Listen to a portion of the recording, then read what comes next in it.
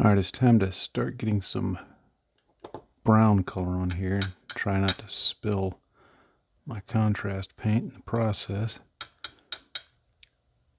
Now, if you're using contrast paints, please, or any Citadel pot paints, please don't shake them.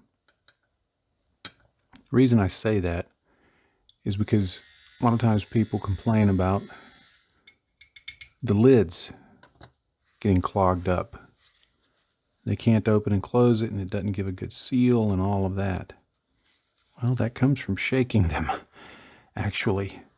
So if you don't shake them,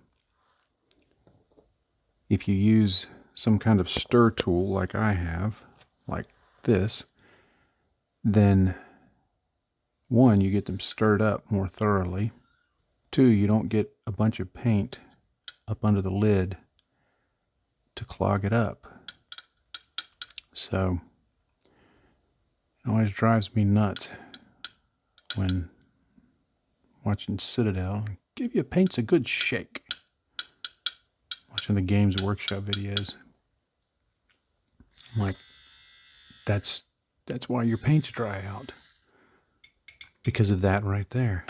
So anyway, I'm using some skeleton horde to provide the ground color, the initial ground color. Now, I'm going to put this all over. There's going to be some rocks that I'm going to use some gray colors on. But I'm going to put this all over because once it goes on, it's going to be light enough and it's going to allow enough of that texture to show through that I can put the gray over it, and it's going to make it appear gray, because the gray that I'm going to use is going to be darker than this that I'm putting on now. But what it does is it sets a warm undertone so that it will give a dustier, warmer look to the whole thing. Now, you don't have to use contrast paint. You could use acrylic paint thinned down. You could use acrylic paint that's not thinned down. The point here is just one, getting a brown color on it, and two, letting that texture underneath show through. There's plenty of ways to do this. Another way would be to paint it a darker brown and then do progressive dry brushing with tans and things like that over this. Like, one method I considered was painting the whole thing in Iraqi sand from Vallejo, which is a very nice light brown color, tan color, and then putting in shades and washes and things like that. Ultimately, the reason I decided on this is I just wanted to use some contrast paint. I don't know. I mean, it's just, contrast paint is just that. It's just paint. It's just paint with specialized properties. And I just kind of like these colors. But there's a lot of ways of getting to that goal. What is this? You go over there. Getting to that goal of making this look dirty and dusty and rocky and whatever. And of course, if you didn't want it to be a desert base, if you wanted this to be rock or stone, you could use grays or whatever. The point is, having multiple colors is going to sell the notion that this is some kind of, groundwork. Because rarely is, if you ever go walking, say, in some, a rocky region, whether it's a desert or if it's got more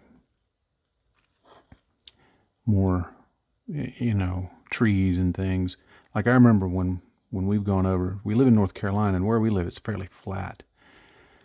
But several hours west of here is the Appalachian Mountains.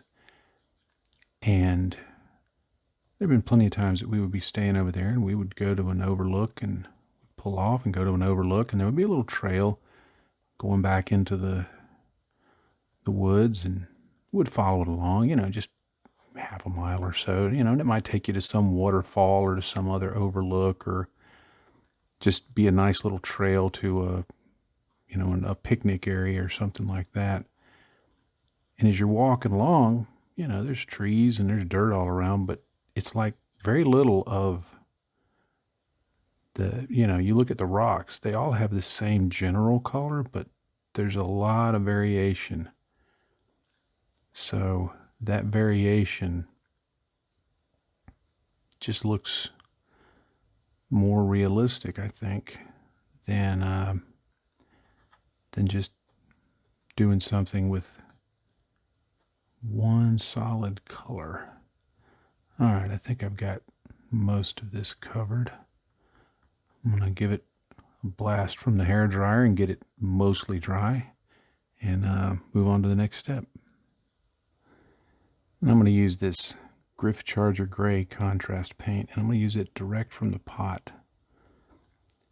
And if you look at the base, you'll notice that down in the shadows, in the recesses, that original skeleton legion, is that what I used? Yeah, skeleton horde. Two Thins Coats has a paint called Skeleton Legion, and Citadel has one called Skeleton Horde, and I'm constantly misnaming each of them. But the Skeleton Horde in some of the recesses is still kind of wet.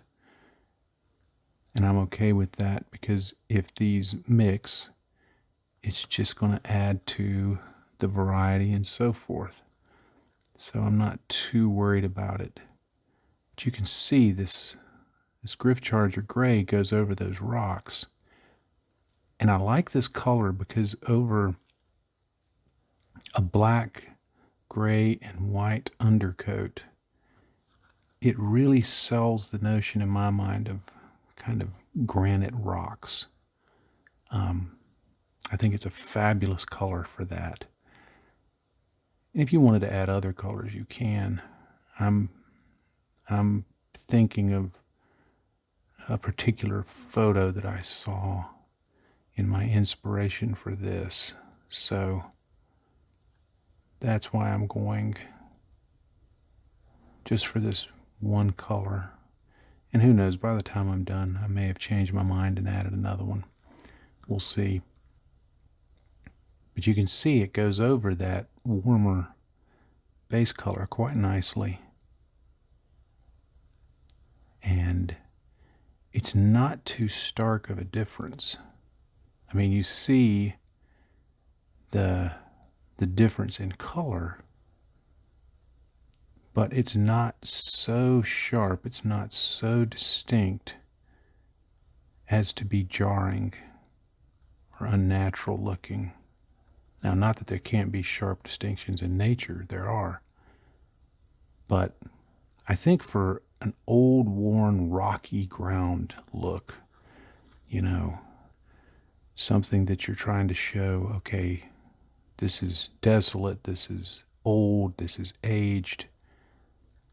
I think having a more unified tone overall is beneficial to just sell the overall feel of it. Now, I'm mostly concentrating on the lumps and bumps around the perimeter, but if you're doing something like this, you get to pick. A lot of times when I'm doing this, when I'm painting a model, I generally have an idea in mind of what I'm trying to do. I already have, when I start the project, I have an idea of how I want the model to look.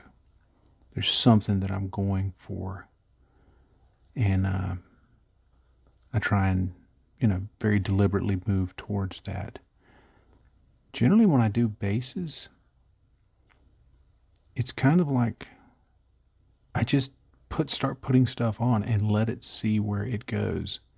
I mean, it's not that I don't have some plan. I mean, obviously I knew I wanted to have some dusty looking areas and some rocky granite looking areas.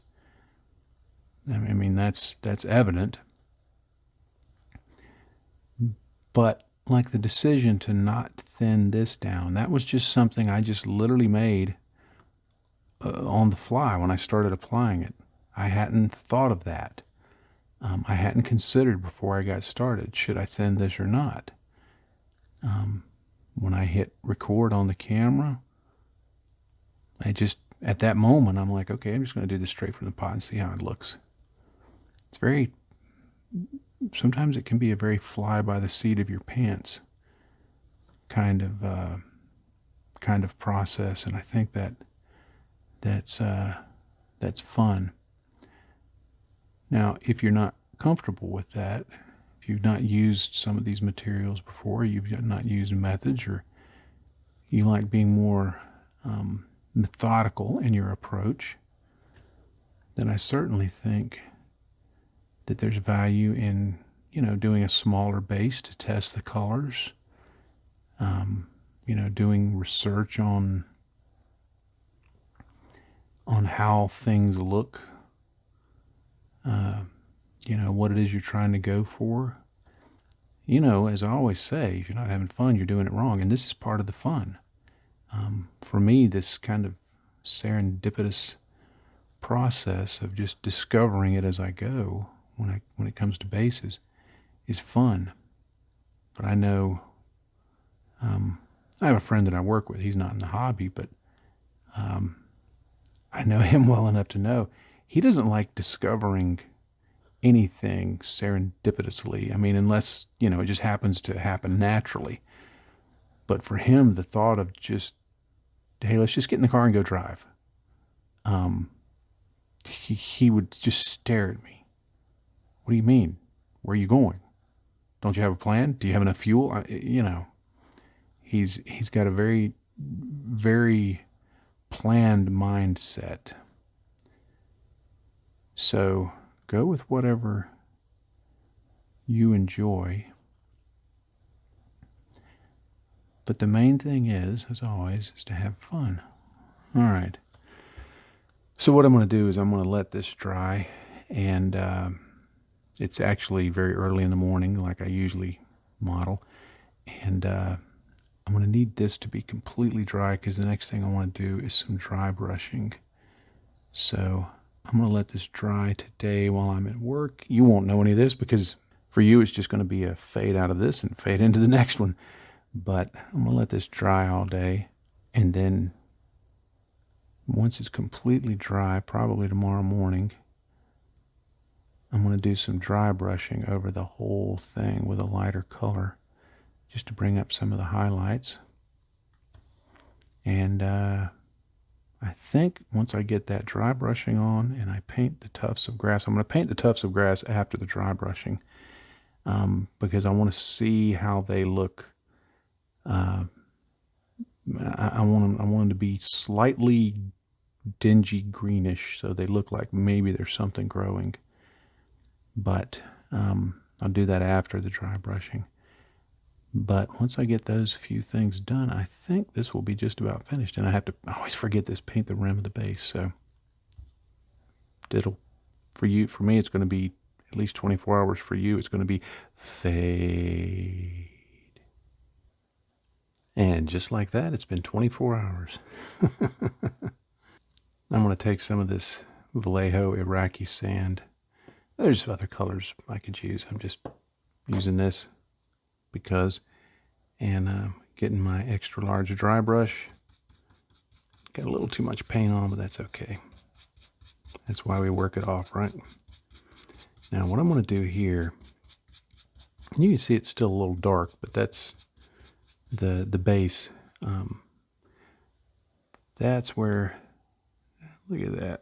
That's where this is going to start lightening things up. Now, if you're getting too much, You know, if you start doing this and you're getting more color than you intended, you need to go back to your palette and clean off any additional paint, because you don't want it to be overbrushing where you're putting streaks of paint. Well, I guess, you know, if that's the effect you want, sometimes I've done that because it gives a cool effect. But in this case, I'm wanting more of a dusty, sandy look. But the beautiful thing about dry brushing is it imparts a look that you can't really get with any other method. I mean, you can get some edge highlighting like it's going to leave, but what it also leaves behind, the little streaks and the less than precise edge highlighting, is what I like about it. And I think it just imparts a look that no other technique is capable of in quite the same way. I know, coming from an aircraft background, traditional modeling background, dry brushing was, by the so-called experts in the field, sometimes was considered, well, no, let me change that. The experts in the field, I think, really, and I think this is the same way somewhat today, although it's changing. People who really know their stuff go, okay, number one, it's just a technique, and every technique has a potential place in your arsenal. No technique is necessarily bad or good. They just are. And whether they're useful for the way you're doing something just depends on what you're doing. But what I noticed in the aircraft world is that, see, I got a little too much paint, but I like the way that looks, so I'm going to go with it. In the aircraft world, I would see people who were kind of the luminaries. They might use it and properly understood it. People that were less than luminary, and not that you've got to be well known to be a good modeler, but you know, it would be the voices in the community that we would hear, that they would, you know, we would see their work publicly, and they might use it and you know, use it to good effect. It was always the people who were just seemed to be kind of nasty about everything. They tended to be the ones that you'd use it and they would go, you know, that's not a legitimate technique or whatever, you know, and some people that bothers. I don't care. I mean, nobody likes criticism. I don't either. I mean, if it's justified criticism. You know, there've been a couple of times that somebody would watch one of my videos and they could tell that I hurried along with it, and they might say, you know, dude, I like your work, but I think you hurried that. And I'm like, well, yeah, you're right. I did. Guilty as charged. You know, but you do what you got to do. But in the mini painting world, get back to dry brushing. I was sitting here. That little ramble I just did just then was to try and give me time to remember what the heck it was I was rambling about in the first place.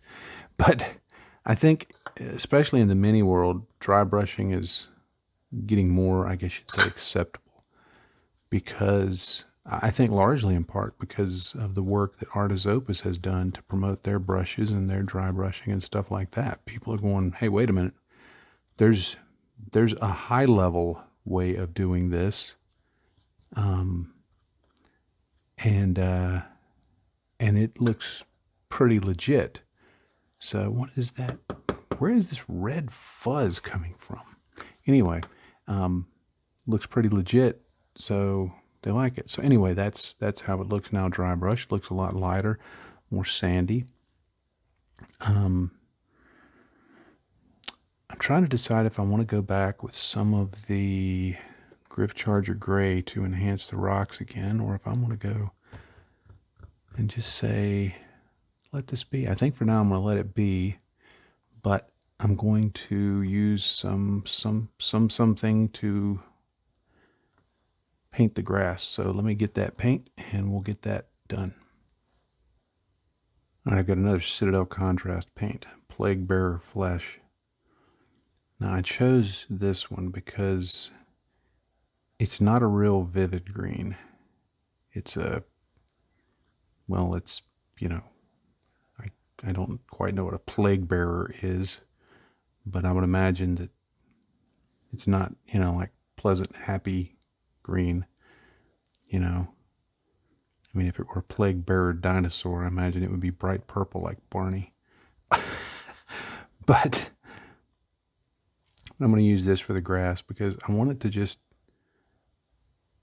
stand out, but I don't want it to appear too bright. Like it's, you know, I mean, I know in the desert you can get some bright colors on the rare occasion that it rains, but I just want this to just stand out just a little bit. All I'm doing is I'm painting this in. I load the brush fairly heavy, and I just kind of work it in, trying not to let it pool in too many places, because when it pools in these little tufts of grass, sometimes when it dries, it will leave that, it will be like leave a little, you know, mark to show that, okay, the paint dried that way. Now, usually when it's done, if I just take the end of my finger and, you know, brush around on it, it separates that and it works. But yeah, I'm liking this color. This is, against the background, it's obviously green, but it's not too bright, like I said, as I keep repeating myself over and over. I found out that's the joy of being an old man. You repeat yourself over and over, but you're perfectly okay with it. Everybody else is like, you've already said that. You're like, I know, but I needed to reiterate it again because I feel it is very important. So I'll go with it. But there's just, now of course, if you wanted a brighter green, certainly go with it.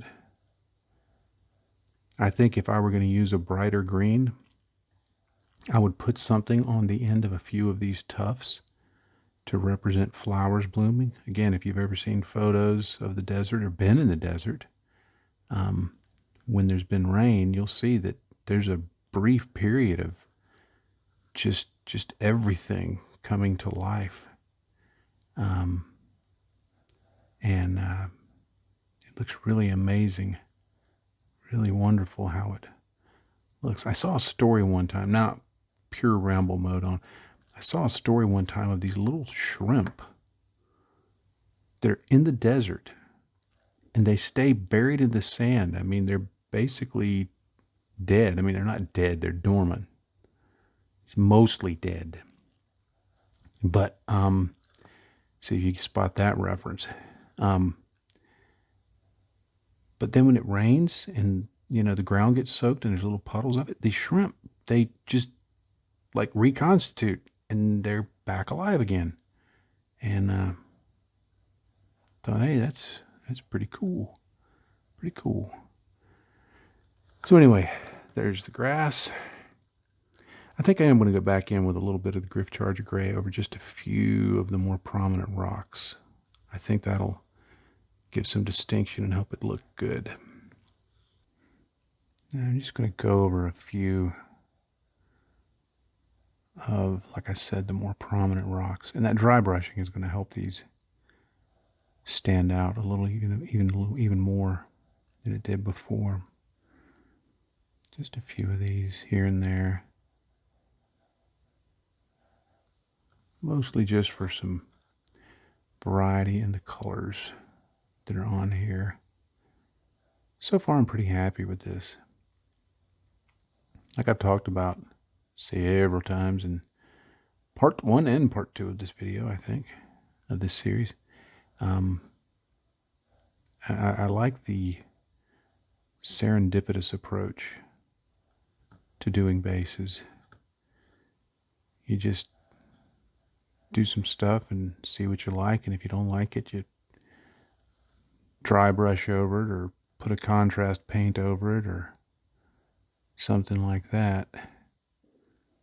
And eventually I think the variety kind of bails out whatever egregious mistakes you made at one point. And you just get so many layers of randomness that it just kind of works. At least that sounds good to say when you're on video and trying to make a case that you know what you're doing.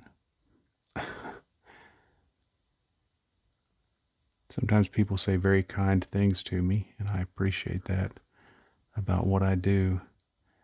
And I kind of laugh to myself and think, if they only knew how much of it is me just sliding down a cliff or sliding down the side of the slope of a mountain, trying to avoid the rocks and just aiming for a point down below that hopefully will give me a soft landing. They might not be as enthusiastic, but I try. So, all right, I think that's enough. Don't want to overdo it. Yeah, I'll go with that. Okay, now this is purely in the mode of, let's see what happens. I had looked at this Garagax sewer for the brown color. Eventually went with Skeleton Horde. And I thought, I wonder what happens if I take this and just thin it down heavily with water, like 3 parts water, 1 part contrast paint. So it makes it more flowy. It's basically no longer a contrast paint. It's almost a wash. I'm going to put it in this here where he's going to be stepping so that it'll cover it up if I don't like it. Well, basically, it looks like I've invented Agrax Earthshade. But that's okay. I kind of like that. What the heck. A little more water. I want it to be a little more flowy. So, if you don't already do it, do yourself a favor and get you a little squirt bottle like this. Keep water and even alcohol. And even alcohol. I've even got Future in one of those little squirt bottles. So sometimes you just say, let's do this. See what happens. Do this on a few places. Take it down into the recesses where they're very obvious. Like under there.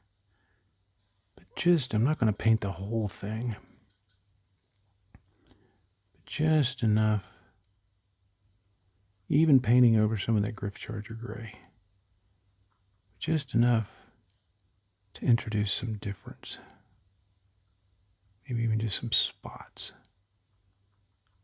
Like that. Put a happy little spot. He lives right there in his world. Let's give him a friend.